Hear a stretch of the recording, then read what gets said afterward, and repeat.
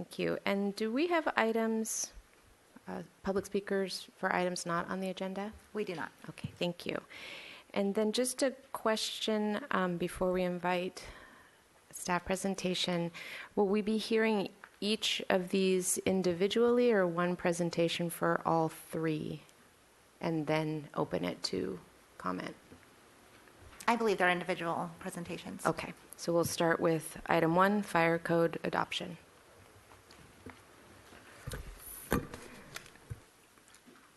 Chair Snedden and members of the committee, Joe Pore, Santa Barbara City Fire Marshal. Before we address, I'd like to address something that Chair Snedden mentioned as an inconsistency in the appeals section to begin with. As you probably know, the building and fire code are both part of Title 24, and as part of Title 24, they have some language that's concurrent. In one of those, it's the appeals section that you were referring to. And you were right. We had some inconsistencies in the language. The city attorney has passed out revisions to just the appeals sections that I think that you have probably up there now. But no matter how we do it, both of the codes have to reflect identical language in the appeals section. So we want to make sure that we get that part right. What we would like to do today is, and maybe a city attorney can expand on this a little bit more, is we'd like to proceed with the amended language in just the appeals section, and then move forward with the discussion of the two ordinances. And then may I ask, is this amended language that we have before us amending Ordinance 1 or Ordinance 2 before us? Both of them. Both of them. Essentially, one is fire and one is building. Okay. There is one inconsistency that you notice in the section numbers, but that's built into the California codes. In the building code, the appeals section falls under 113, and the fire code falls under 114.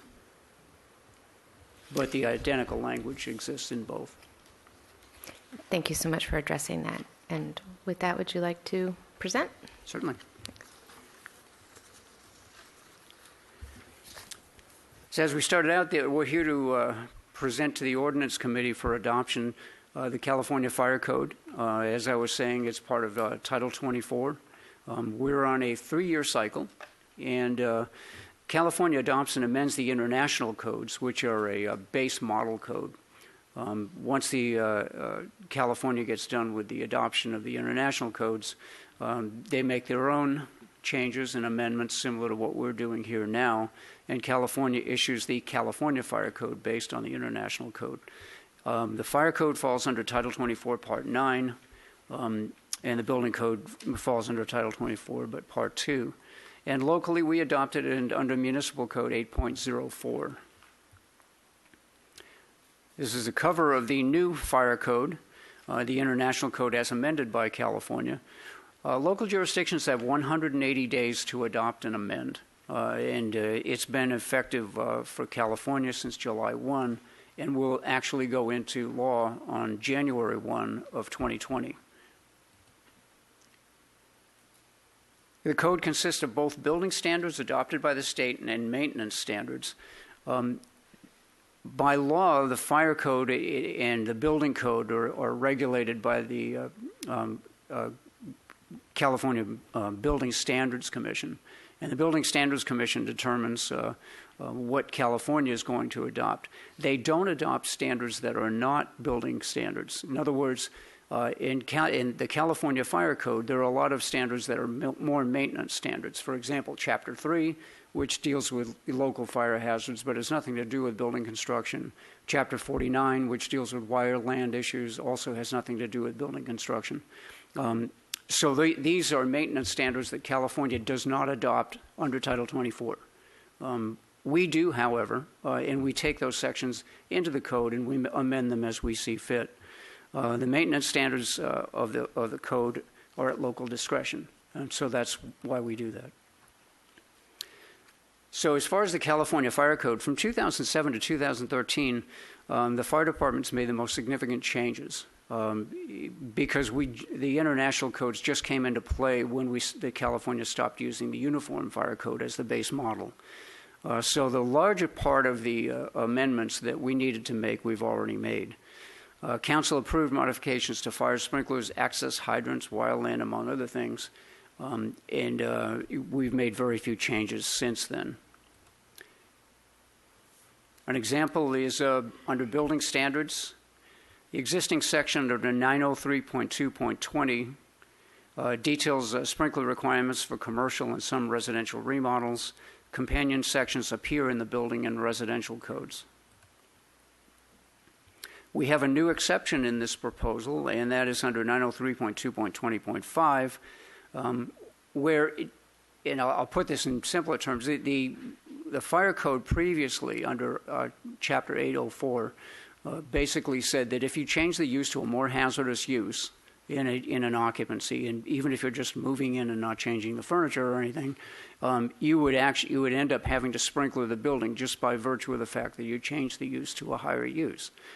Now we're saying that you can move into, say, a storefront on State Street, change the use to a higher hazard as long as the occupant load stays under 75, and it will not trigger the sprinkler ordinance. And we did this in conjunction with the other divisions in the city to kind of make it more user-friendly. And when you have a very light hazard, say assembly occupancy, so that you could do a like-for-like and move into an occupancy without triggering the sprinkler ordinance and the expense that goes with it. And it allows for smaller type assemblies to exist. An example of non-building maintenance standards, Section 307.1.2, open burning. These are the kinds of sections that are not adopted under Title 24, so it's up to the local jurisdictions. And it restores basically an adoption previously deleted by the publisher pertaining to smoke conditions that are offensive, objectionable, or hazardous. We get a lot of complaints about hazardous smoke odors and the hazards that go with secondhand smoke, so we added it back to the code. In your summary of changes, it's on a matrix that you have before you, and all of the substantial changes that have taken place. As you know, we have to base any changes to the code on findings. And so the findings basically, if they're not administrative, they have to be based on geological, topographical, or climate. So we don't have many new local sections that are of significance. Language modifications only were necessary, including to the appeals section that we were talking about earlier. And we do incorporate some reference to the California Wildland Fire Plan, the update that we're currently going through. As you know, we have a CWPP that's in progress now. And the result of that, at the end of, by 2021, we may end up having sections that we want to adopt into the code directly as a result of the new CWPP. But we'll have to see how that plays out. And so we're not addressing that right now. We're going to put it off until the CWPP is complete. So 2 new California chapters that draw from different sources, and these are California sections, they're not ours, are Chapter 12, Energy Systems, and Chapter 39, Processing and Extraction Facilities. And the energy systems sections that California has added deal to a large degree with things like solar cells and lithium batteries. We're getting a lot more requests for isolated single building lithium battery storage systems that would only come on in the event of an emergency. So California is addressing that by adding Chapter 12. And then Chapter 39, Processing and Extraction Facilities. The extraction processes they're talking about are extracting oils and so forth from vegetation. We've never had a section in the code that addresses that specific function before. And in other words, it's for all types of extraction, including for perfume and other sources, but it seems to be largely directed at the cannabis industry. Those we adopted as state law with no local amendments. So that being said, we recommend that the Ordinance Committee forward the attached ordinance to the City Council for approval with the amended appeals section. And if you do so, it'll be presented on consent on October 15th and adopted for public hearing on October 29th. Do you have any questions for the fire code? I do have questions. Do we have other questions from the committee as well? Councilmember Rouse? Thank you, Madam Chair. Mr. Port, you mentioned the lithium batteries as storage. Is that for residential use, or is it commercial use, or both? Commercial use primarily. It's for dedicated lithium battery storage. In other words, so not part of a residence, but part of a structure that's intended just for battery backup. I just, given, of course, the conception disaster and the potential of that being part of the deal, and also the requests for direction on residential generators now that the electric providers are talking about preventative shutdowns and whatnot. I didn't know if all that was being considered at the same time, or if there already is a process for that, or... There is a process for that under the building code, and that's that they need to get a permit to do so. I don't know if there's going to be an expedited process at Building Division. I guess it depends on their workload, and Andrew can probably address that more specifically. But the idea is safety first, that if you're going to take a generator and incorporate it into your sub-panel, that it be done according to the National Electric Code and that it be done properly, so that the generators don't end up causing a hazard as much as anything.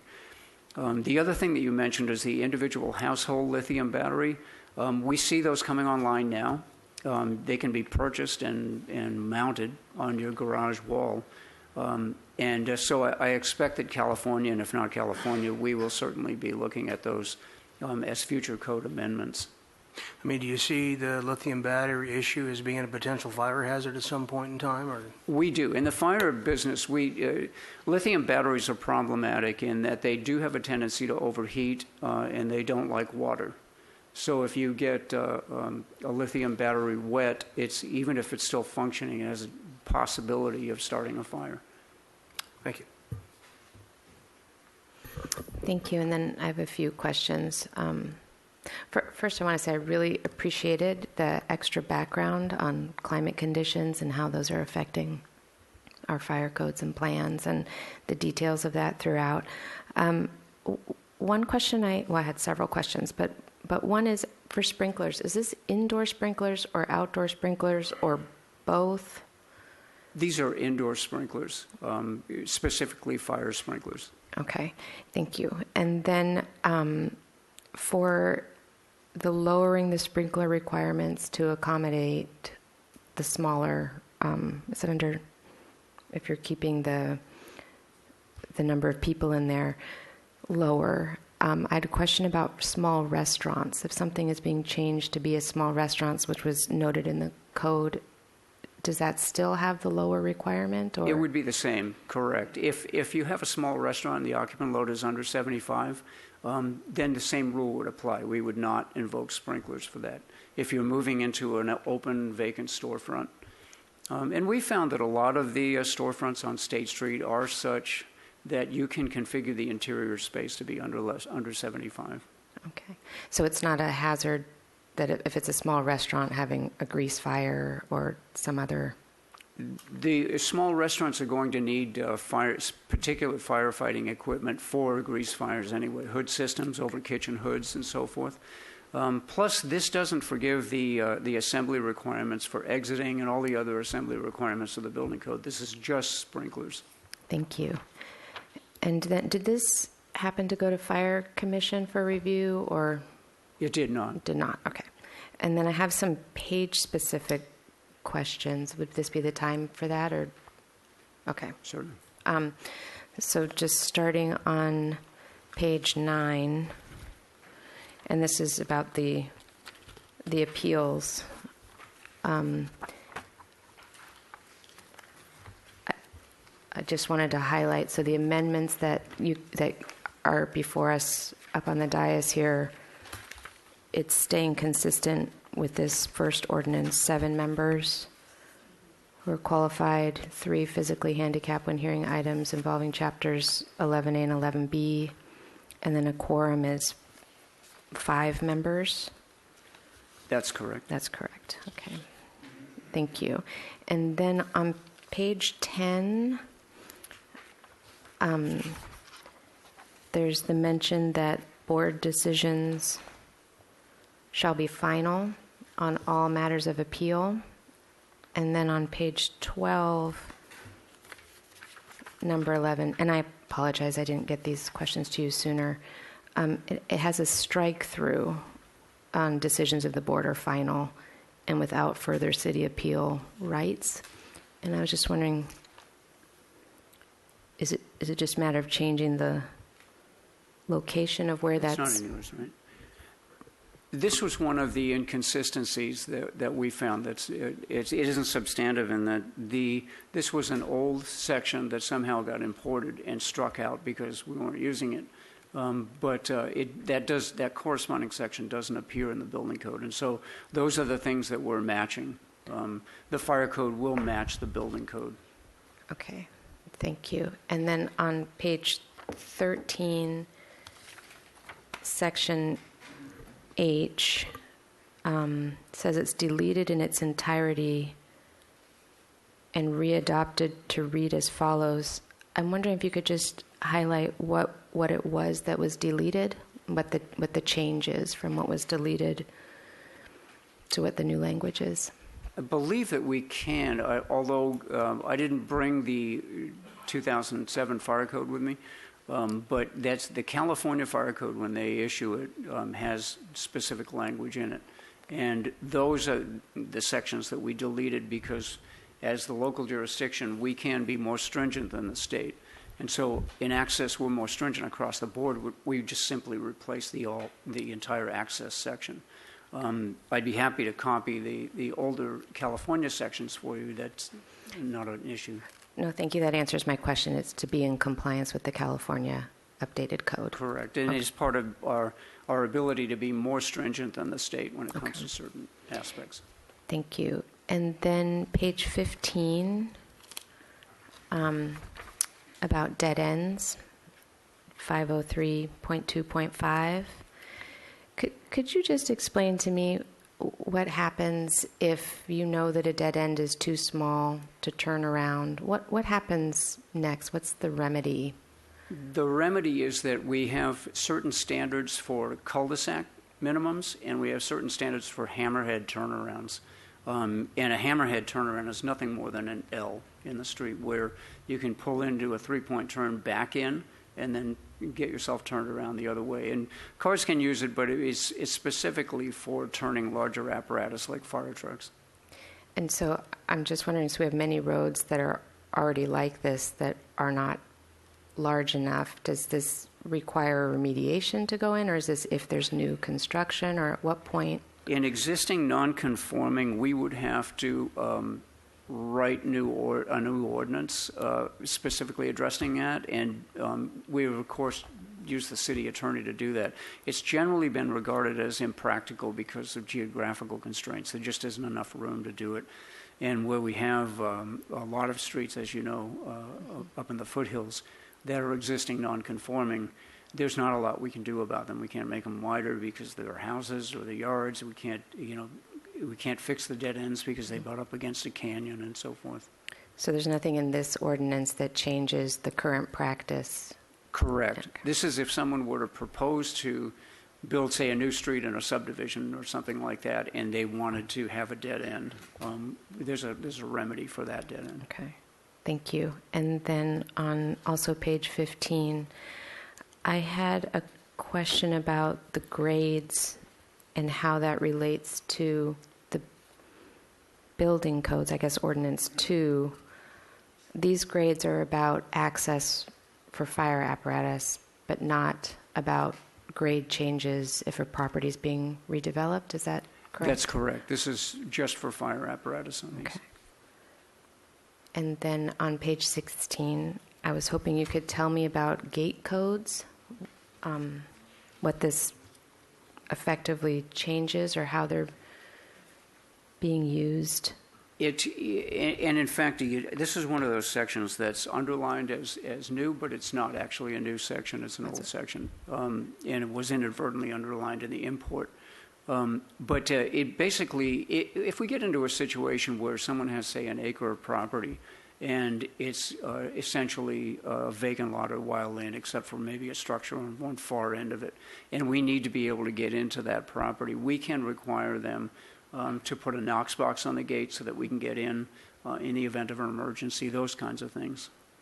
Thank you. That answers my question about whether this was a new or changed, but this is not changed. It's underlined because of that. It's inadvertent Okay. underlined, that's correct. Thank you. And then page 18, these are just more informative questions. 507.1, the required water supply. I'm very supportive of this. And is this for new construction, or is this for, again, is this? Generally, it's all for new construction, for a new installation of some kind or other. Okay, thank you. And then page 20, 903.2.20.2, new buildings in the high fire hazard area not requiring sprinklers if they do not exceed 500 square feet. If you could just comment on the 500 square feet. Oh, this was 903.2.20.2 was a section that we actually added last code cycle, and it was based on stakeholder input at an ordinance committee meeting just like this one, where we had some stakeholders show up and say, hey, we have an idea for you, and we basically changed the ordinance on the fly before it got to council. So we adopted that last code cycle. So this is not a new change? Not a new change. Okay, thank you. And then page 24 and 25, I only have a few more. I just had this is a minor thing. So wildland urban interface area, but we call it WUI. And then the high fire hazard area, we call HFHA. And I was just wondering why in one the area we keep the A and the other area we don't keep the A. First of all, Chair Snedden, I wonder about all the acronyms we use myself sometime. The WUI is probably, the WUI is probably the most common nomenclature for wildland areas these days, because it most adequately describes the wildland versus structures that people put there. So it's the wildland urban interface. But over time, we've used everything from high fire hazard area. The state still uses the severe high fire hazard area zones, and they acronymize that too. So we like to be able to be inclusive of whatever acronyms are out there, but generally we're drifting towards just using the WUI as the acronym of choice. Thank you. Are you saying WUI? Is that how we say That's it? what they say, Okay. WUI, yeah. Okay, I like that one. Yeah. That's easier than Wildland Urban HFHA. Interface. And then it mentions in here that WUI and HFHA are interchangeable. That's correct. And then where does the extreme HFHA fit? Is that within the WUI or the HF? That is a CAL FIRE invention, and it's a state standard. I think we mentioned once before at City Council that our two zones, the foothill and the extreme foothill zone, are both within CAL FIRE's very high fire severity zone, what they call the very high fire severity zone. So both of those zones are very high fire severity zones. We just don't call them that. So we like to make sure that people understand that that they're all the same. That basically they're the same. And those are all now the extreme high fire and the very high fire and the high fire are all interchangeable with WUI? With the Okay. with the exception of the coastal zones that we adopt and the state doesn't adopt. Okay. Thank you. I had that question. And then page 26, you reference future updates to the hazard area maps. And I was just wondering, what is the process for that? How are those updated? It's actually kind of an interesting process. Representatives of CAL FIRE and County Fire get together with us, and we, in many cases, literally walk the blocks that are in question. It's accepted generally that the high fire hazard areas that we have now are going to remain static, unless there's been extensive development and there simply is no wildland in an area, which doesn't usually happen to us.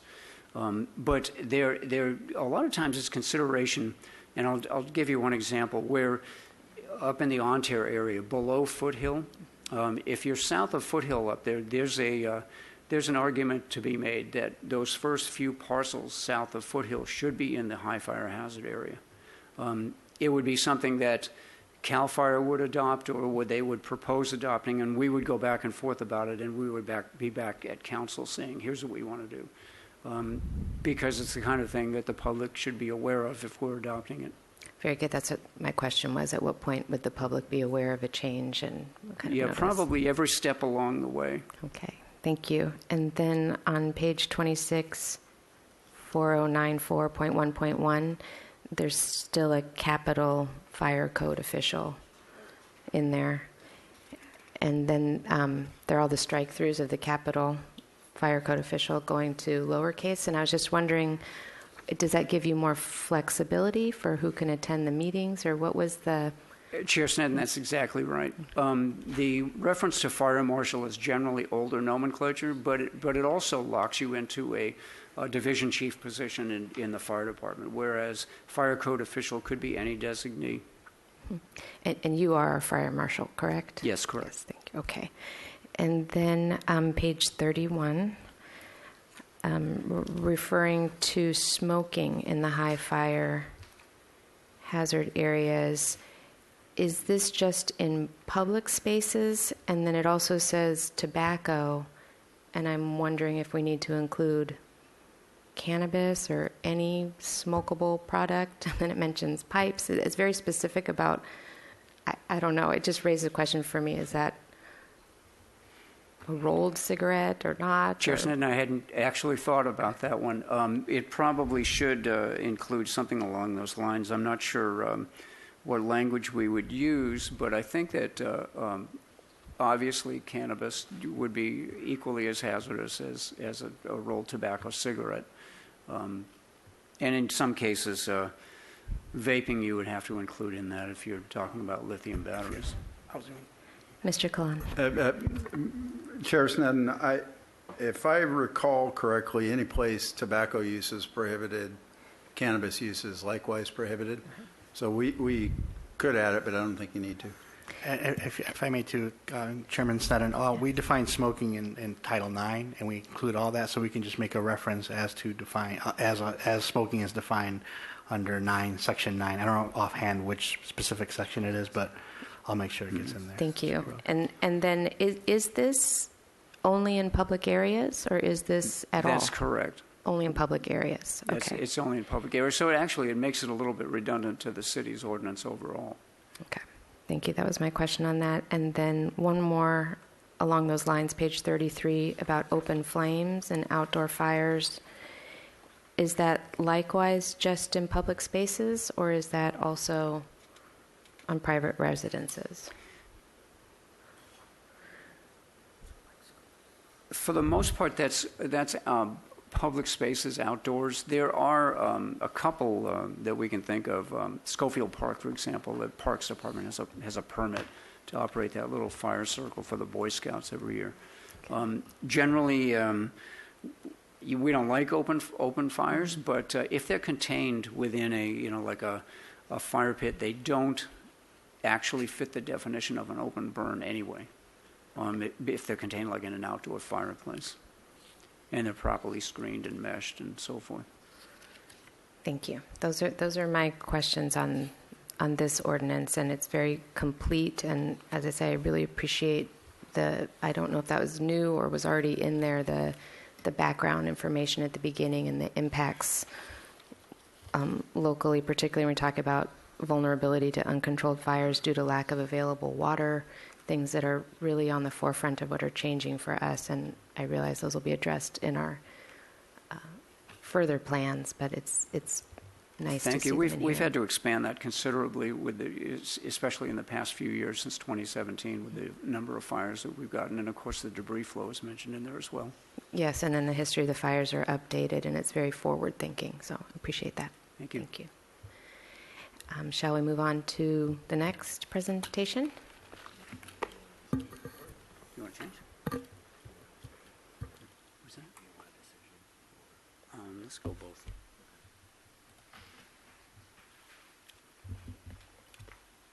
I'm hanging in for you anyway.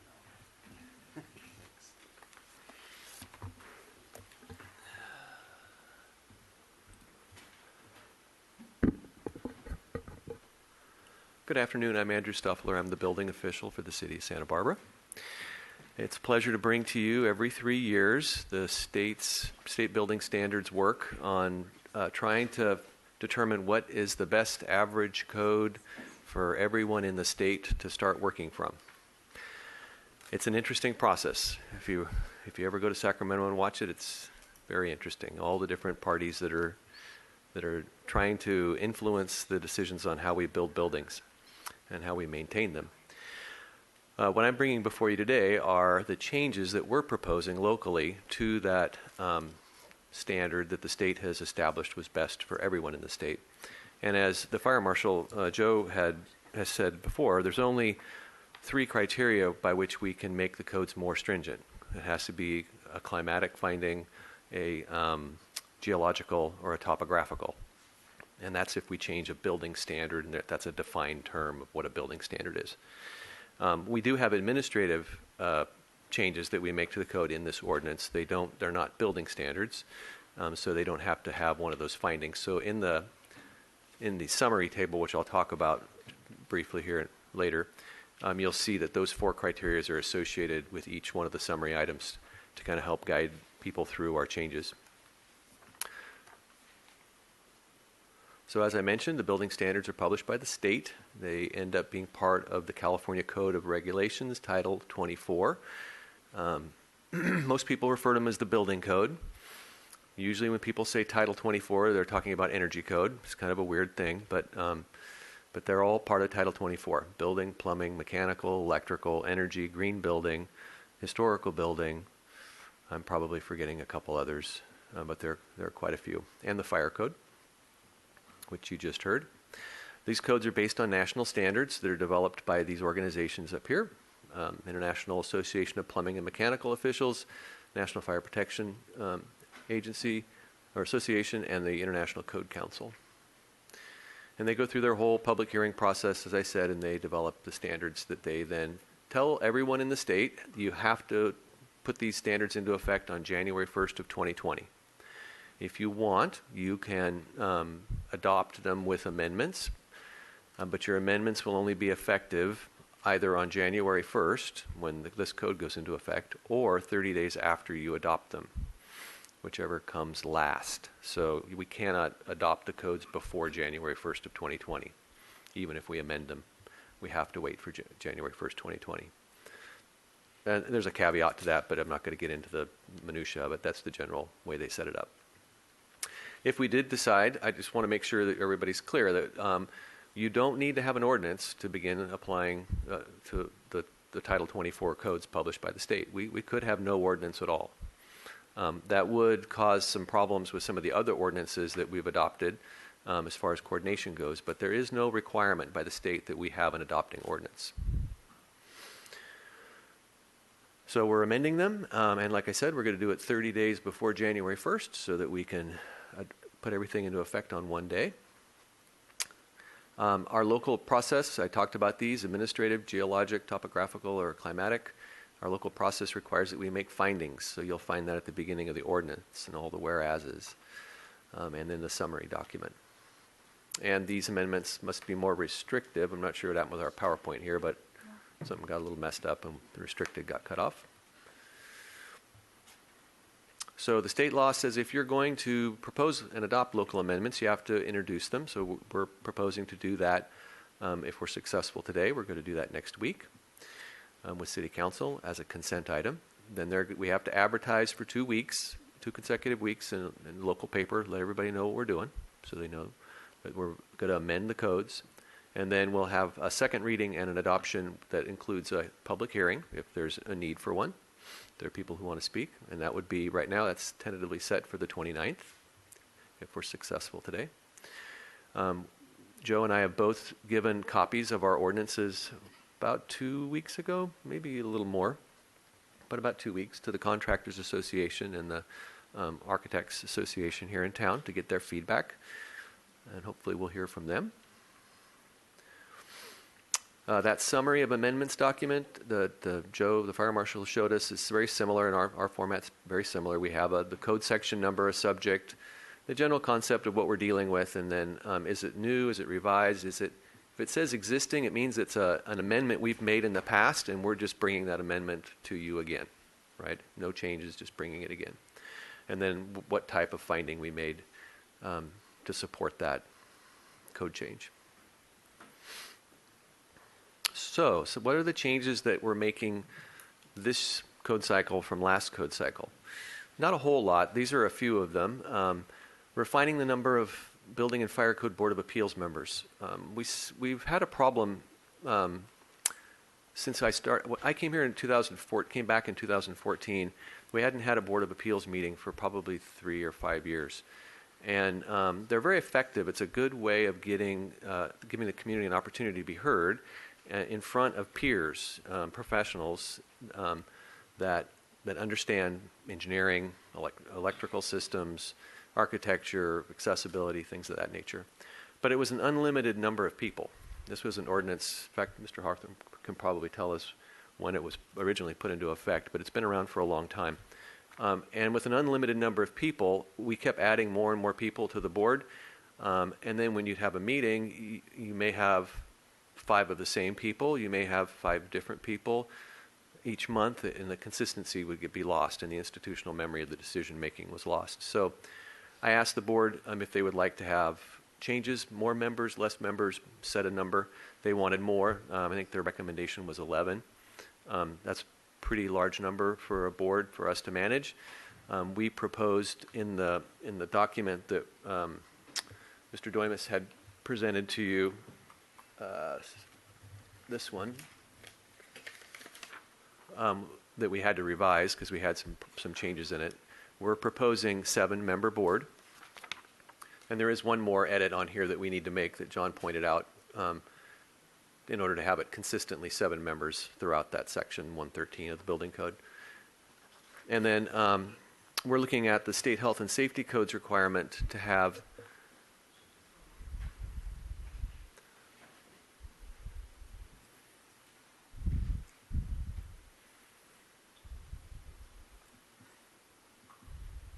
That's all right. I'm sorry, just one moment. We seem to have several copies of one of them, and we have to make sure we each have 2 copies. Yes, we each have 2 copies. Yes, you should have one copy that has section 113 in a smaller font, and then another copy that says 114 in kind of a larger font. Thank you. And the one with 114 is for fire code, and the one with 113 is for building code. Yes, okay, exactly. Thank you. I think we're ready now. Okay. So we're proposing to set the number at 7 members that are appointed by council. And the Health and Safety Code recommends that if we're going to hear items that involve accessibility for the disabled, that we should have a 40% physically disabled membership on that board. So they're represented on the board at least to 40%. They use the 5-member board. They recommend 5 members with 2 of which are physically disabled. We're recommending 7 members, 3 of which are physically disabled, which is 42%, and about the closest you can get with whole people. So that's why the numbers are set at, recommended at 7 members, 3 of which would be physically disabled, and then in a quorum that could be as few as 5 with 2 being physically disabled. That was the majority of the changes that were made under the Building and Fire Code Board of Appeals.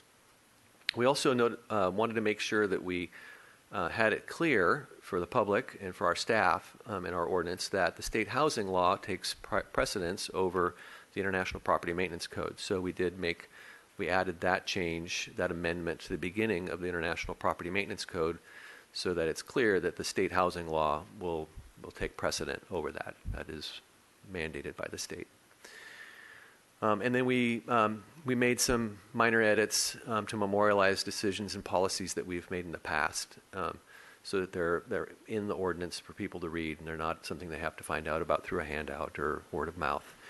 That includes residential overcrowding, definitions of fountains, automatic fire sprinkler thresholds, and I think Mr. Doimus might want to speak to the residential overcrowding amendments, and that we didn't specifically make amendments to overcrowding. We just recognized the state housing law, and he may have some more, I think, information he wants to just share with the committee. Sure, thank you. Chair Sneddon and Ordinance Committee, we recognize for years we've adopted the International Property Maintenance Code, and there is sections that deal with overcrowding as to that specific issue. And that's how we've maintained overcrowding, the standards for that. That standard is more restrictive than what the mandated state housing codes are. So we're going to look to adopt the state housing codes for overcrowding to be less restrictive in the community. With that, though, we need to make sure that we address any inconsistencies with the International Property Maintenance Code and the state housing codes, because there may be sections that we would have to interchange, and we want to do that for consistency purposes, but also for enforcement too. What we don't want is any confusion from our staff to be enforcing the wrong section. So we will come back before the committee with those changes at a later date once we are able to do that work. May I ask a question on Sure, that? absolutely, absolutely. So if we were to adopt these changes today and move them forward, Correct. then it would be at a later time that there would be amendments? There may be amendment to correct in terms of adopting our standards for overcrowding. Yes. And the ones that are proposed today are less restrictive. They're more reverting restrictive. to the state. We're adopting in whole the International Property Maintenance Code. So we're adopting what we've consistently adopted throughout the years, which is the International Property Maintenance Code. But there have been some points looking at our community. Maybe we want to be less restrictive into this, and so we want community feedback, the ordinance community's feedback on this issue, to point out how we want to go about this moving forward. And as they are in what's before us today, there are no changes. There's no changes. Correct. You're correct. Thank you. Thank you, John.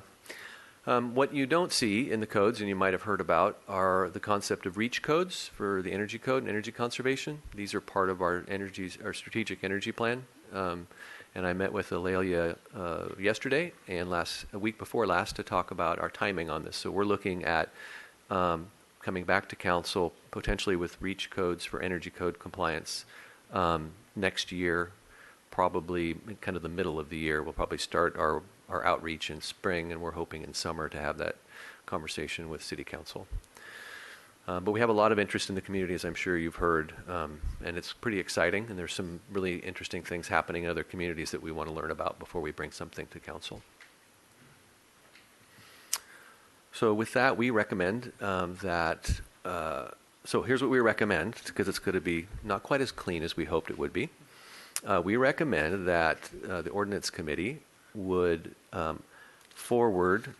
recommend approval and forward the ordinances to City Council for introduction on October 15th, provided that Sections 113 of the Building Code and Sections 114 of the Fire Code have consistent Board of Appeals requirements that mirror what is in front of you in this attachment and the attachments that were provided, and that the inconsistencies in underlining and strikeouts between the two ordinances be resolved before it goes for introduction on the 15th.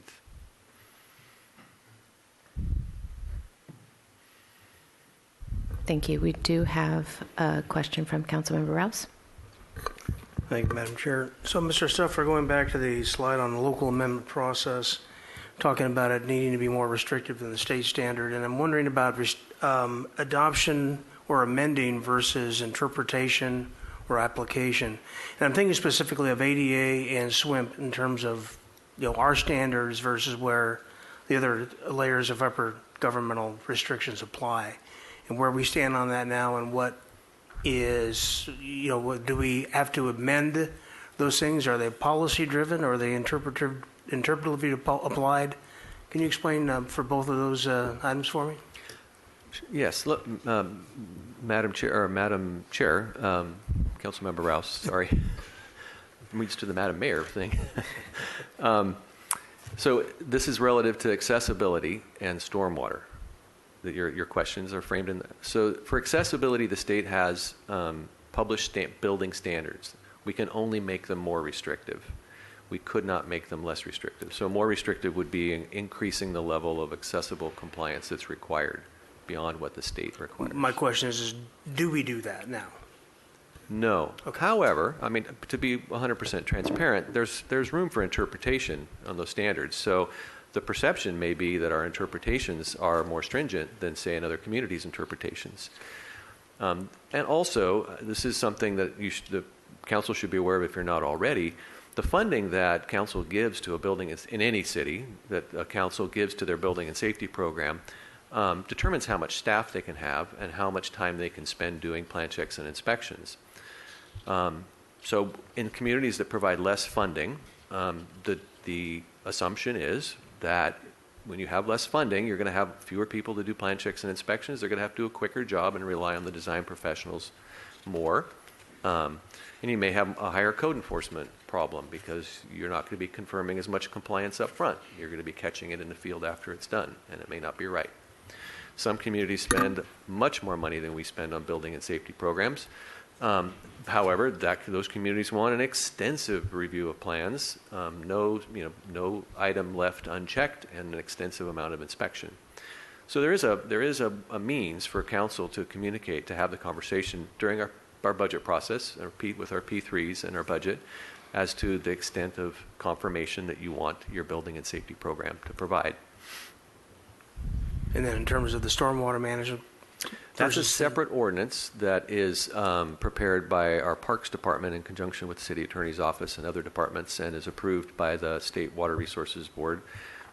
The only amendments in the building code relative to that are references in the grading ordinance to the need to comply, because we've had some really bad problems, especially last winter, where people chose not to comply while they were grading, and they were sending stormwater full of silt and mud down to their neighbors' yards, and it's completely unacceptable. And the only citation we could write was $100 a day for the violation. It's like $100 is nothing compared to the damage that was done to the neighbor's property. So we just brought the references to the stormwater pollution prevention requirements into the grading ordinance, so it's clear when you get a grading permit, you're bound to comply with that ordinance. And there are penalties. And the thresholds to trigger the different levels of stormwater compliance, are those, so for example, the percentage thresholds of a project, commercial versus residential, percentage of the project, are those locally interpretable or amendable, or are those something that, once again, is set by the state? Those were negotiated with the state to the best of my knowledge. I'm really kind of getting out of my wheelhouse, okay. But from what I've heard from Cameron Benson, the manager of the Creek's stormwater program, that those were negotiated with the state as part of the permit that the city holds to discharge its water into state waters. All right. Very good. Thank you. And Councilmember Gutierrez. Thank you, Madam Chair. You had said that you're going to do some outreach to notify the public about the changes, and you said that it was going to be in the local paper. Is that all that you're going to do in regards to the outreach? The outreach that we normally do is we reach out to the Santa Barbara Contractors Association, the American Institute of Architects chapter, and then our land development team email blast that we do, which has, 250 email addresses of people in the community who've done business with us and are involved in the development process. Then we publish, the state says we have to publish the ad in the paper, in a newspaper of a certain amount of minimum circulation in order to let the general public know what we're doing. Those are the measures that we take to do our outreach. So do you just stick to one publication? Because there's several in the city. Would you reach out to them? I believe we use the Montecito Journal or something. Yes. I'm seeing nods, so I might have picked the right one. I think it's the Montecito Journal that we use. And if you have questions on that, you're now at the bottom of my depth of knowledge. So if you have questions about that, ask our city clerk, because they're the ones who do that noticing. Okay, seems a little limited, but thank you. Thank you. And then these are more the questions about grading. And so on page 28 and 29, and these may have already been answered for Councilmember Rouse, but I think there are a lot of underline additions on page 29. Are those to be consistent? What the report includes from the soils engineer, what are those changes addressing? So, Madam Chair, those were some of those were all in one paragraph, and so we reformatted them, which made them underlined. But there are some others that were added, so that on page 28 under J105.12, completion of work, we added before final inspection approval because that wasn't there, and we wanted to make that clear. And then on item 1 there, we added some language so that the stormwater pollution prevention program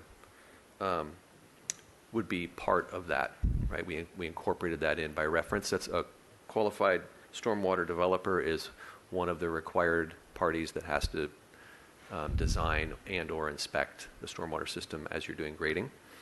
And then under sections 3 and 4, that we reformatted those to try to make them more clear and kind of like a checklist.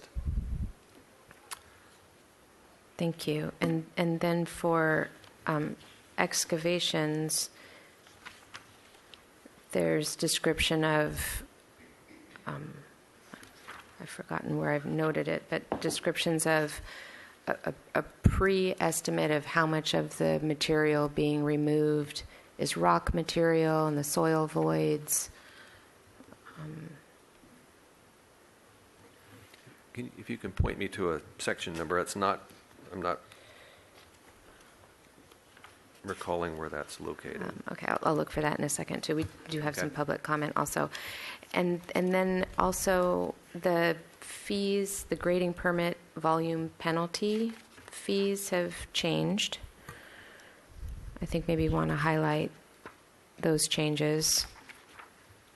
I'm in favor of these changes, but so on page 37, Yes. rather than $100 per day, it's now $500 per day proposed. Yes.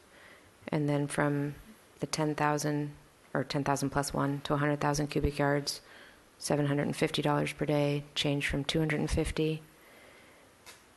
And then the more than 100,000 cubic yards from $500 to $1,000 per day. And could you just characterize for us, this is one area that I have a lot of questions about in grading, because it touches on so many different departments, and those particular findings are not appealable.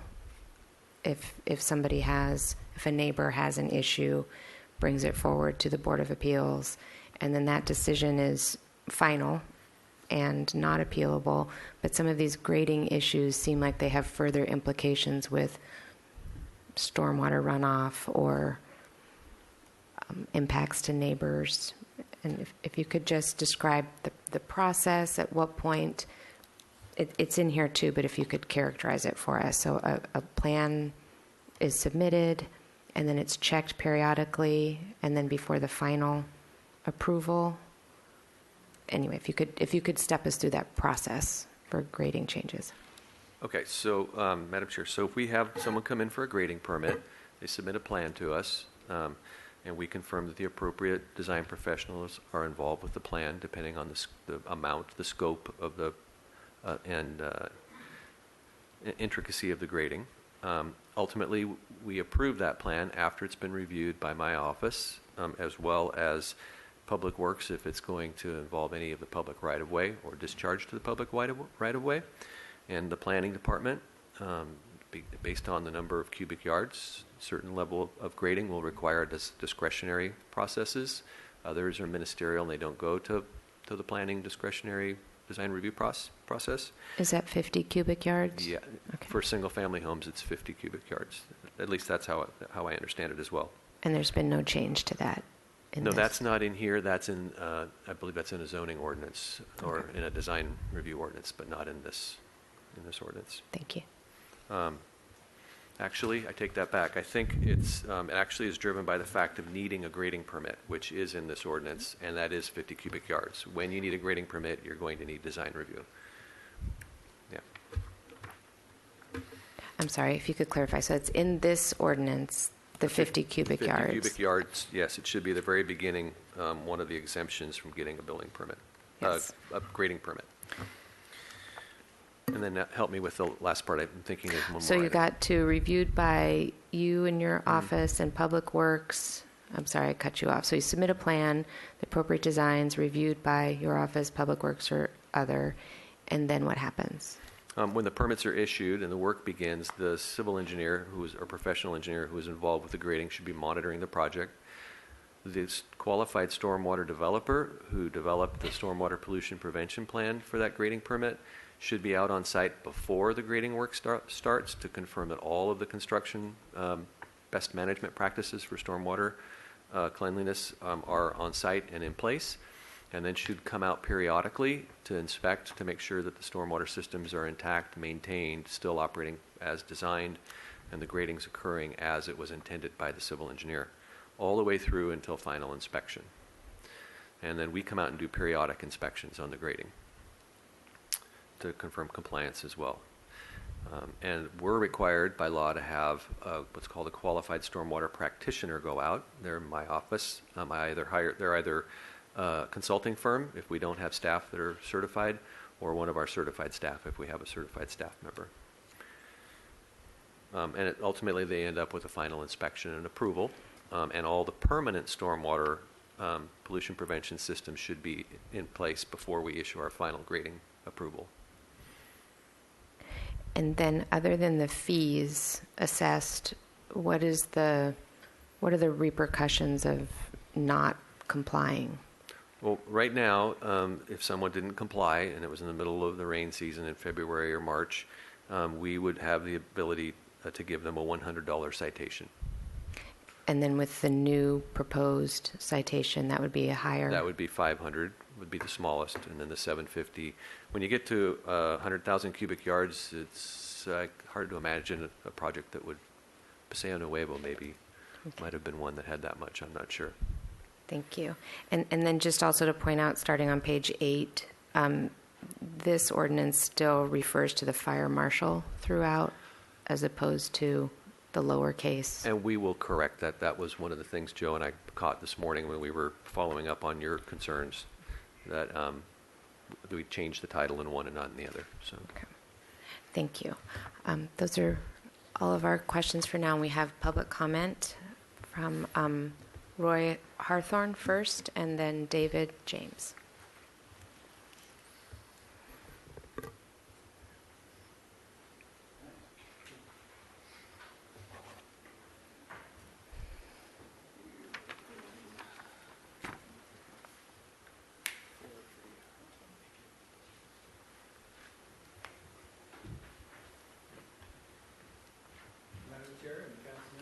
It's Roy Harthorn. Some of you may know me as previous building official here in the city of Santa Barbara from 1988 through 96, and plan check engineer for the city back to 1985. I have the pleasure of meeting Mr. Stuffler in 1996 when I interviewed him for his entry-level job with the city of Santa Barbara. I am a contract plan checker for city and county building departments and an active code enforcer for the past 34 years. I have two proposed code amendments before you, which unfortunately, due to my vacation schedule, Mr. Stuffler's vacation schedule, and evidently vacation schedules or staff changes at the AIA and the Santa Barbara Contractors Association, this is the first opportunity Mr. Stuffler's had to see them. They are on point with items that you have been discussing so far. First off, I would like to second Mr. Stuffler's comment about funding of the building department to adequately enforce the codes. I've been an advocate for some time that a dedicated grading plan checker and inspector be part of the department, and it's really high time at this point, particularly after the severe storms and the fires and mud flows that we're experiencing. I was hired by SB Can back in the Caneo Slide period, 7-8 years ago, and represented them on matters up there. I may be representing them again in the Riviera with problems with drainage there today. My proposed code changes are pretty simple. The first one has to do with simply modifying the site plan requirements for projects to specifically include drainage plans. Current language does not speak to drainage plans, and I have observed recently approved plans that have all the other components except for details as to how the drainage is actually going to work and be delivered off-site of the property. Secondly, I think it's high time to go to engineered drainage plans in the Hillside Design District. Just almost blanket. I mean, consider possibly some small threshold exceptions, which I have noted here in some language, but those are all subject to your deliberations, and Mr. Stuffler and perhaps the Public Works and planning staff as well as to what those exceptions might be. Secondly, on the appeals hearing, I have two items. One, I've noted here on page 2. Mea culpa. In 1988, I changed the adopting ordinance that took away the City Council's right to hear an appeal. I thought it was a good idea at the time. I think, looking back, it was probably just self-serving. It was less work for me and probably less work for others.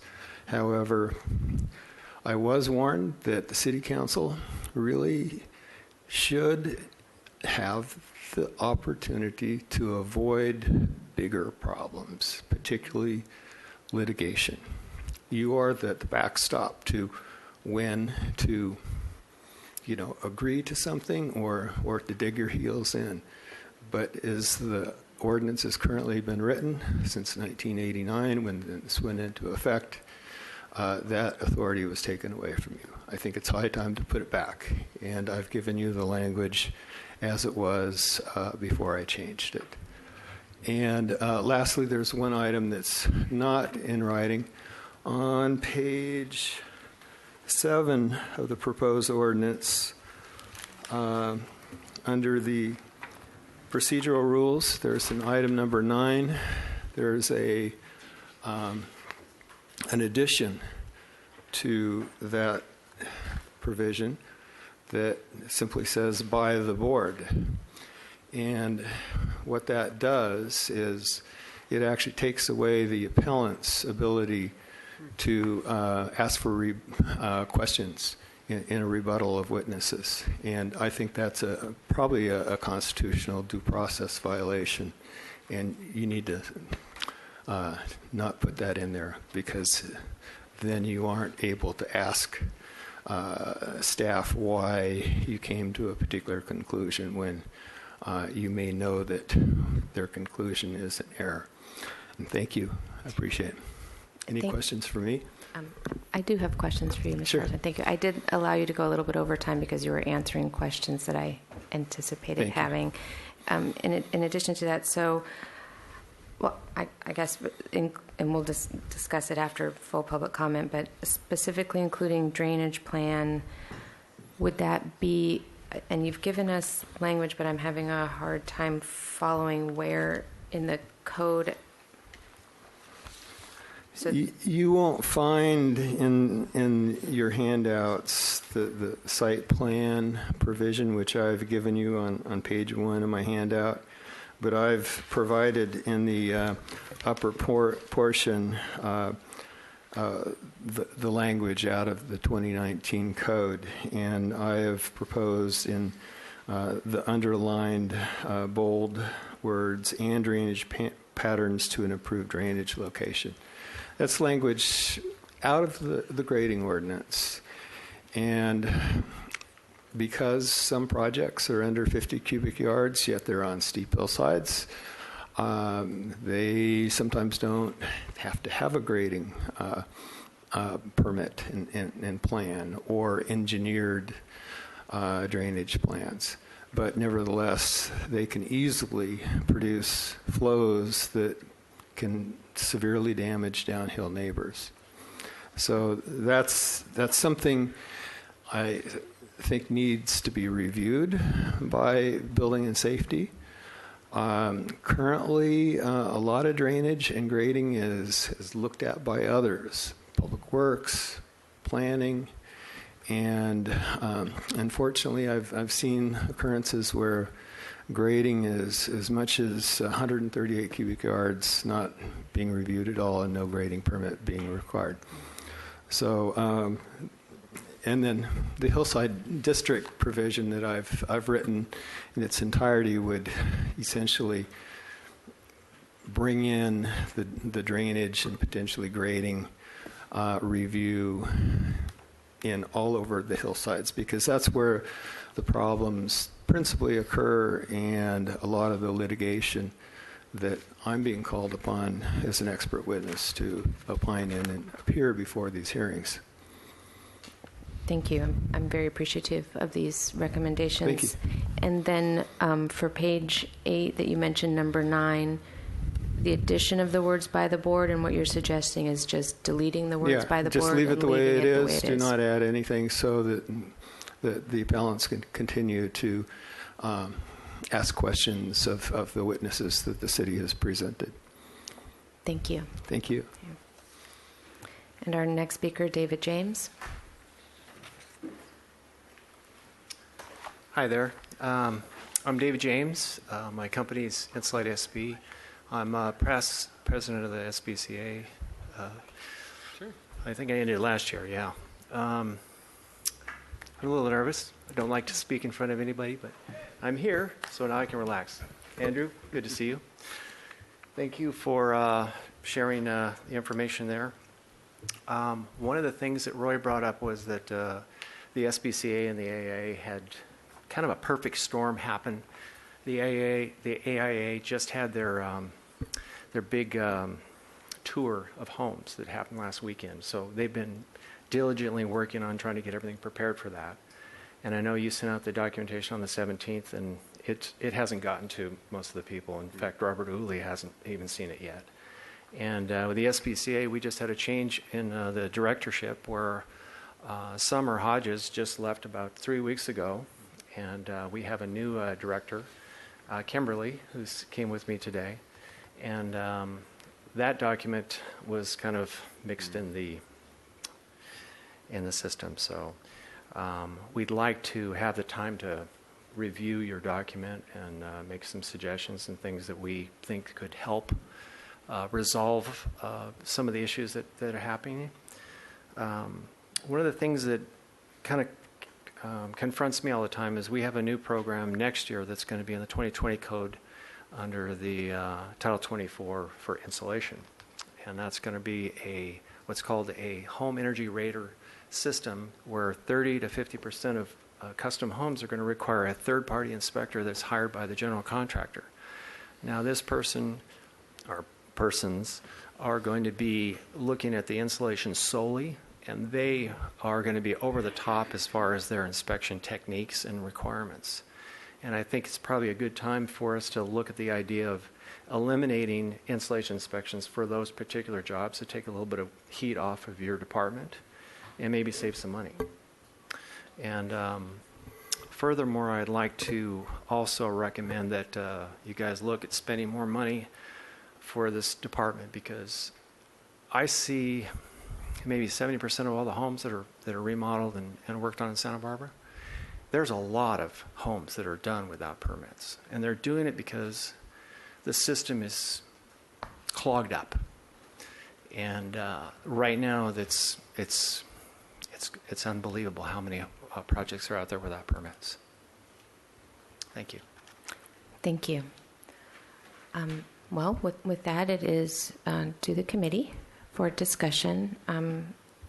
Mr. Kalan, I have a question for you. We've heard public comment, and I know we've also expressed our wishes, and we increased funding for enforcement. Could you give us an update on, we just had Mr. Way, is that part of this enforcement? No, Chair Sned and members of the committee, Mr. Stuffler's budget is separate from ours, and I did not address their staffing needs when we made our hiring requests. Thank you. Well, do we have comments yet? Then no? Okay, then I will start. I am supportive of the recommendations for the changes in the fire codes. I feel at this time that it might be premature. I'm sorry, we have a third ordinance. Let's hear a presentation for the third ordinance. Madam Chair, the fire code and the building code ordinances are part of Title 24. The next ordinance is totally separate from Title 24. So you could do that, but you'd be leaving an item on the floor. Yeah, Chair Snedden, it would be easier for us if you'd complete the uniform codes before we go on to the purchasing. Okay, I'd be happy to. Then I'll continue.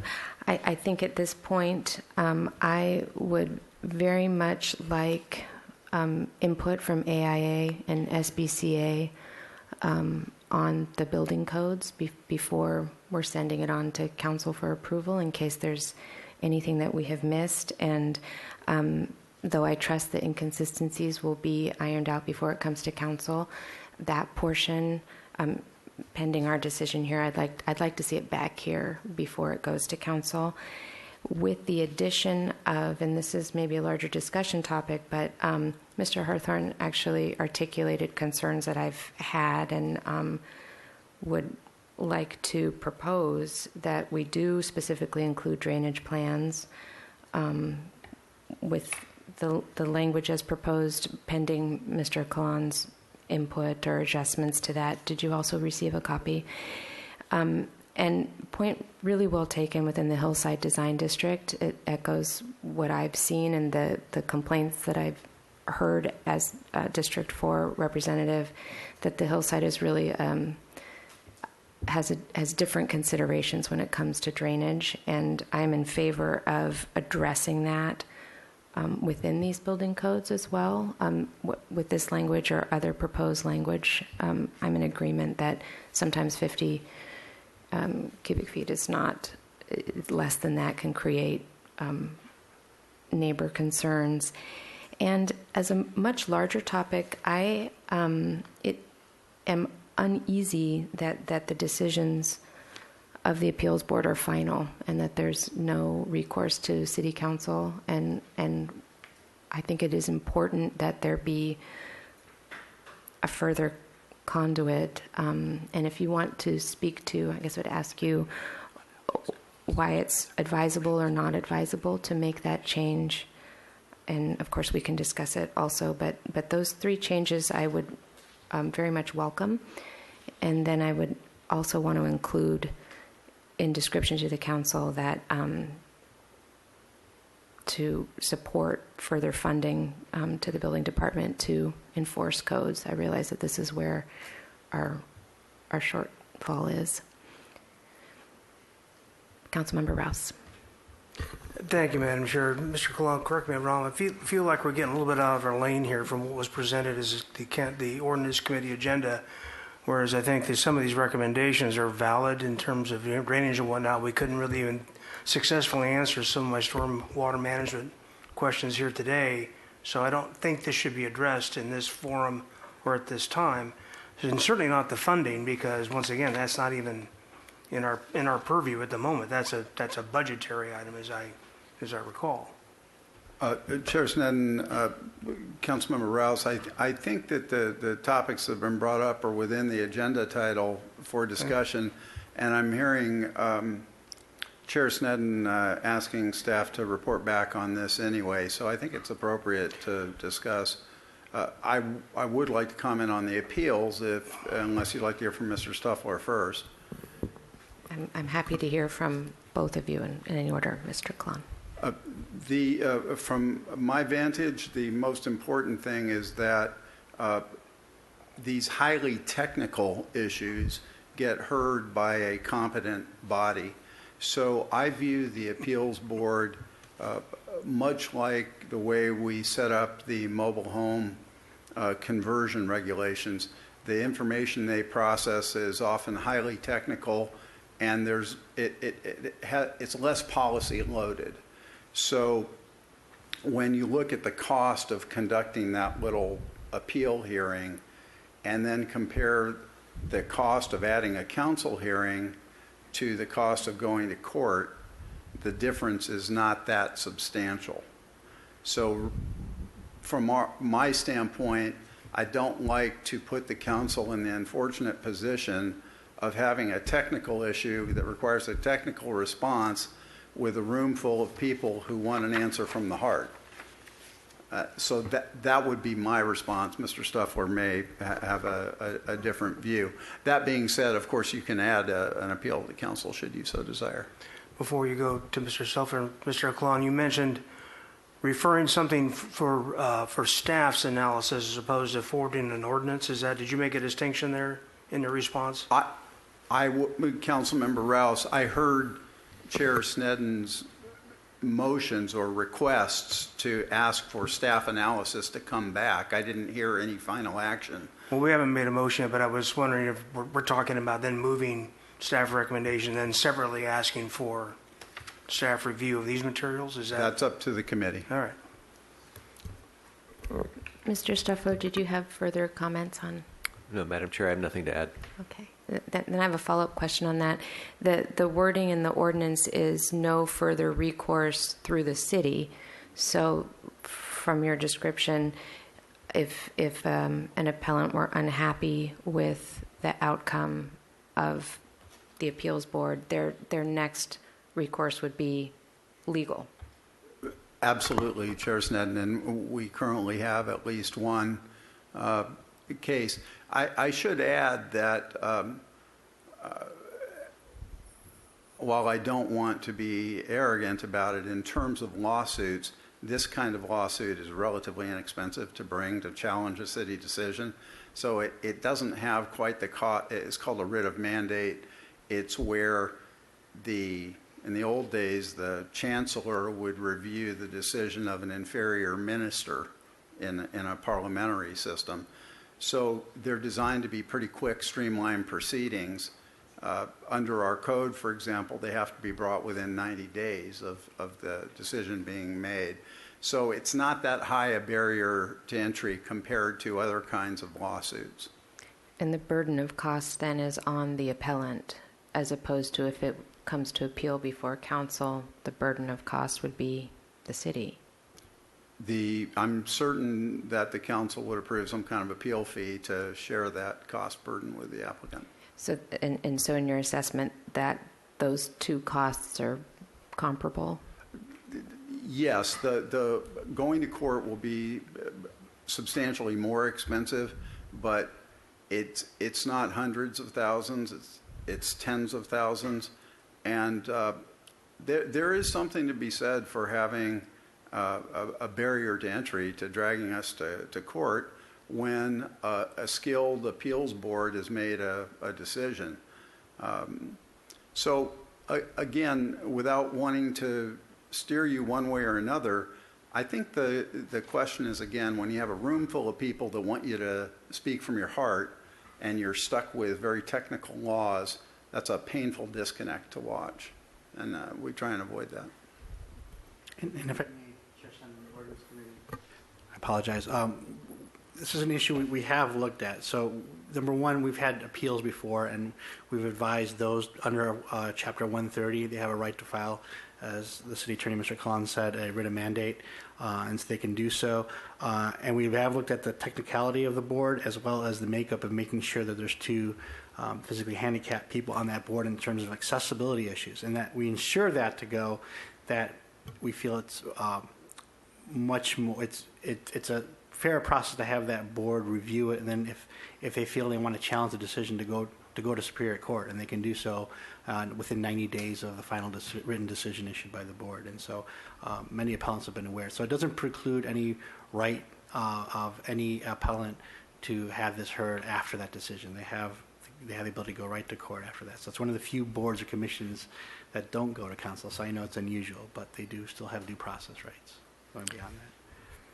Thank you. And then if you could speak to, when you said a highly technical information and a skilled commission, and you mentioned that there's difficulty in finding consistent commissioners and staffing those hearings. Could you speak to that, to the technical nature of that? You had years where you didn't have meetings, and now there are meetings, and how consistent is that commission? Madam Chair and committee members, we try to keep the board as consistent as possible. There are probably 7 or 8 members who we regularly call upon to see if they're available, but because they aren't always the same 7 members, they make other plans, figuring some other member will be able to cover for them. So we can't assure appellants that we're going to have the same body of people in front of us that we had in front of us last month.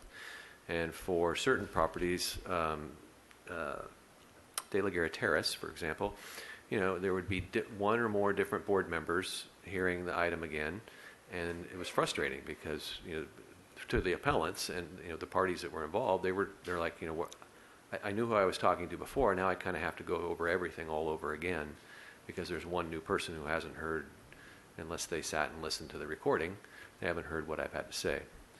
So that's why we're proposing the 7, and we have 7 dedicated people.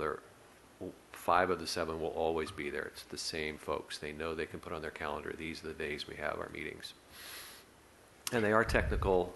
They're selected, they're architects, they're licensed architects, licensed engineers, licensed professional electrical engineers and contractors, members of the physically disabled community who also have housing experience with rental housing. So we can get a lot of good technical information to them, and they can process it, and they can share it with each other and make good technical decisions based on the appeal that's filed. And I appreciate you mentioned De La Guerra Terrace and addressing this issue of it being inconsistent in the past, where a different configuration actually came up with different decisions at different meetings, and that's exactly the type of situation that I feel should be appealable if they're getting a different decision by different configurations of that board within a month of each other. It undermines that technical expertise. And if I may, Chair Sneddon, also the technicality is important too, because one of the things, the items of the purview within this board is to challenge decisions made by, for example, the building official, whether to issue a building permit or not. So that expertise is needed in terms of reviewing such a decision. And it also goes back to the original point in terms of having a quicker process. We're talking about permit issues. It's a much faster process to have a board to hear it, and then their next recourse is court versus a board, council, and then maybe court too on issues like permits or decisions by the fire marshal. And Chair Sneddon, this will slightly complicate your thinking, but I hope not your process. There are other kinds of appeals you could do as well. For example, you could do an appeal on the record that was before the Board of Appeals so that you wouldn't have to hear new testimony. You'd get a written record, decide whether they made the right decision or not. Right now, the way we do it, the hearing in front of the council is de novo, meaning brand new. So you can deal with evidence that the technical body never heard.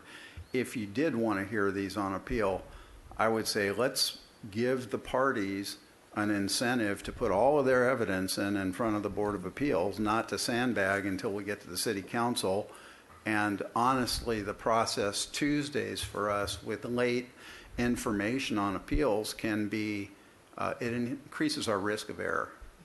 So that's another option if you wanted to maintain that ultimate control without creating an opportunity to relitigate the entire case here.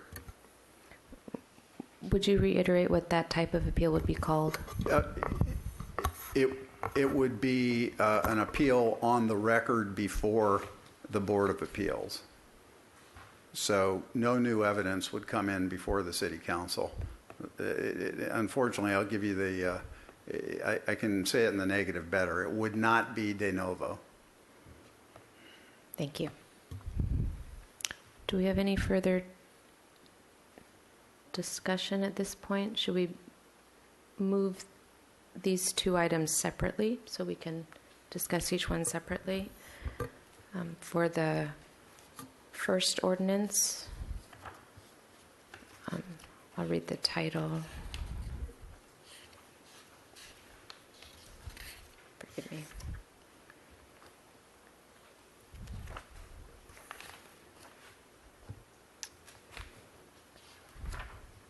Apologize. For the fire code adoption, do we have a motion? Move item 1. Okay. Rouse and Gutierrez.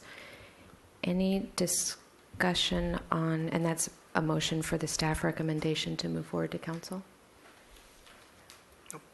Madam Chair, I would suggest that that motion be amended to include the amendments to Section 114 that were provided to City Council in hard copy. I step to that. Okay, that's, thank you. That motion's amended to include the updates as presented to us. We have a vote on the... Councilmember Gutierrez? Yes. Councilmember Rouse? Aye. Madam Chair Snedden? Yes. And then on the second ordinance on building and safety codes, I would like to move that it come back to ordinance with suggested language. Too many pieces of paper here. Madam Chair, may I offer a suggestion? Yes. On timing. So we have to back this, ideally, we want to back this out from January 1st. So 30 days before January 1st, we have to have it adopted by City Council. That's the 1st of December, roughly, right? The first week. Then the week before that is Thanksgiving week. So we kind of lose that one. So we would need to bring this to you no later than the 22nd of October, back to Ordinance Committee, and then go to City Council the following week on the 29th with introduction, and then 2 weeks later, because you're dark on the 5th of November, on the 12th, come back for the hearing and adoption. That looks to us like the best approach to have it approved before January 1st. Thank you. Mr. Kalan, if our committee here were to support the changes that Mr. Harthorn proposed, would that come back to Ordinance Committee, or could it go to Council with those proposed changes? Chair Snedden, it could go either way. I think that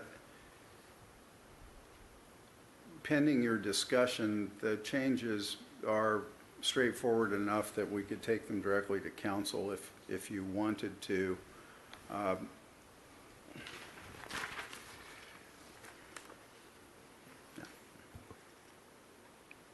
Thank you. Madam Chair, may I ask the City Attorney a question through you? Yes. Thank you. So, Ariel, would we want to have the committee tell us whether they want the appeals to City Council to be de novo or... But, Madam Chair, yes, of course. I was trying not to preempt the committee's discussion on the building and code-related changes. Chair, so just to point out too, since both the fire code and the building code mirror have the same provisions regarding the Board of Appeals, that the changes need to be made consistently for both. So whatever decision is made here, we need to incorporate it in both codes, just to be aware of that. Thank you for that. Maybe we could talk about the 3 proposed changes individually and see where we are as an ordinance committee on that. So the first, including the drainage patterns to be specifically in the plans, to specifically include drainage plans. I'm in favor of that. Is there anyone else in favor of that from the ordinance committee? Councilmember Gutierrez. So if that were included in the motion, and then the further considerations for the Hillside Design District, do we have support for including that? Councilmember Gutierrez. Madam Chair, I'm just a little bit nervous about bringing in an outside at this hour of what we're looking at, the ordinance, and the timing that we need to pass these ordinances before the state deadline. I'm a little nervous. I think these are worthy of discussion, but I also think they're controversial enough not to get necessarily consensus on council. I'm not currently in favor. So I would suggest, if I may, that we go forward with staff recommendation and these being revisited. Thank you, Councilmember. We had, I don't know if Mr. Stuffler can answer this, but I know that our stormwater management issues that we spoke with on subcommittee had a lot to do with the hillside issues and whatnot, and I am just not prepared to support something that's a change absent some of those players that are on board. So, does this contravene some of the work that was done by AIA and Cameron Benson and whatnot so far? Madam Chair and committee members, I do not know enough about the ordinance to be able to answer that question. I don't want to put words in anybody else's mouth, but I do, in fact, seem to recall that we were discussing these very issues. And so I'd rather have this come with staff analysis than have us just do it from the dais up here. In both the appeal issue and in the Hillside District elements. And in the including specific drainage plans as well? Yeah, once again, we're talking about something that's relatively technical by a body that has no technical expertise. And we've gotten expert testimony, but I would still rather have that filtered through our community development and public works staff before it comes back to us. You may have the only expertise up here, but we the only expertise I have in this is over the past year, these very specific things have come up over and over again in this district. Not as presented to us by staff today. Yeah, but not by staff, yes. Councilmember Gutierrez? Yes, thank you, Madam Chair. What's the time frame here? If we do send it back for further review, how much longer will it take for us to finally make a decision? Madam Chair, not council, committee member Gutierrez, sorry. Well, how long will it take you to make a decision? I think maybe you're asking how long will it take us to bring you the information for you to make a decision. So we can do that. I can talk with Mr. Hawthorne and with the Contractors Association and the AIA chapter, and we can come back on the 22nd of October to the Ordinance Committee with revisions to the ordinance based on the conversations we've had and options that are available specific to those 3 items if you'd like us to focus on that so that the meeting is efficient. Thank you.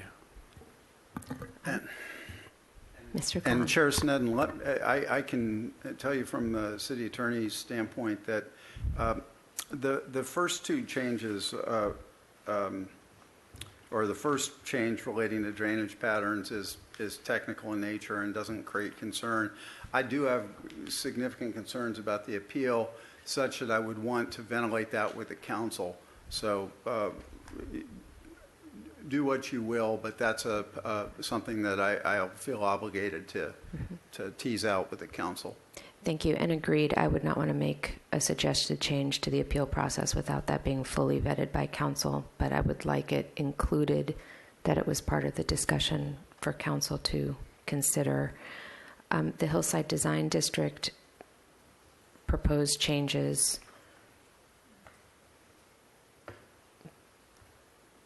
I agree, need to be looked at, and I would be in favor of moving this item to an October 22nd meeting with those considered changes after you've had an opportunity to discuss with stakeholders who you mentioned and city attorney, and have that back at ordinance before it moves on to council. Would we need a motion to that effect, or? Okay. I would like to move that recommendation that the second ordinance pertaining to our building codes come back to ordinance at the next available opportunity, considering the changes of specific drainage pattern plans, considerations of the Hillside Design District, and a discussion of a non-de novo appeals process. Madam Chair, Mr. Stuffler, does that compressed timeline really give you the opportunity to talk to all of the necessary parties? I mean, it's what is it, the 8th of October? And you're talking about having something back and prepared for us, having talked to all those people at the 22nd? Madam Chair and Committee Member Rouse, please remember that while it's 2 weeks out that we'll be back in front of the Ordinance Committee, there's still an additional 3 weeks before we have the public hearing to adopt the ordinance. And last code cycle, we did make changes at the public hearing before council. So it gives 5 weeks before any decision could possibly be made by City Council that would be definitive. And that could result, and the reason I propose to do this is it gives you an additional 2 weeks before Thanksgiving, so that if something does come up at City Council, we can work through it and get back in front of council before Thanksgiving, and then still have it in order to go into effect on January 1st. If we wait longer up front, we're going to reduce the capacity for us to have those conversations should something happen at City Council during the adoption hearing. But we could still pass the ordinance as the amendment is recommended by staff initially. Yeah, that is an option, yes. And that would be my substitute motion. Would you? Okay, so we have a substitute motion on the table.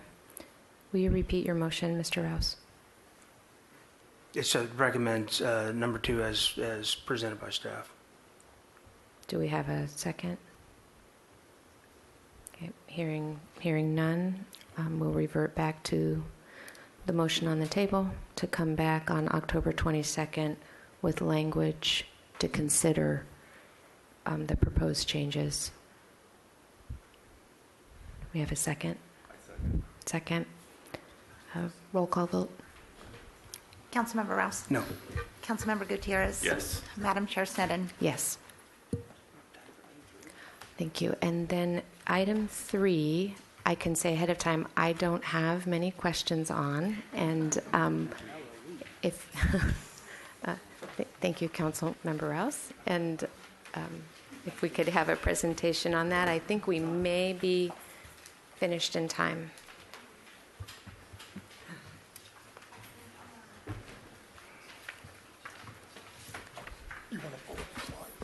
It's just going to be a click. Honorable Chair, members of the committee, Dan Hinchke, Assistant City Attorney. I'll be presenting this item at the request of the Public Works Department and everybody else who's sitting behind me. We have a presentation, and we can go through that presentation very quickly. If there are no questions, however, we could forgo the presentation. Which would you like me to do? For the public's sake, I would like to see the presentation, albeit quickly. Absolutely.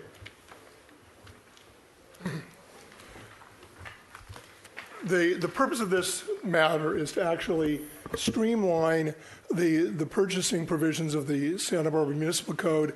And additionally, what started this was a request to do some additional kind of contracting methodology that will allow for maintenance, repair, and landscaping contracts, essentially the same kind of contracting that we do for as-needed services. And so we needed to add that to the code at the same time. In working in conjunction with our purchasing officer, we decided to use this opportunity to streamline the municipal code. So, next. Okay, get rid of that and go back to the normal size. There we go.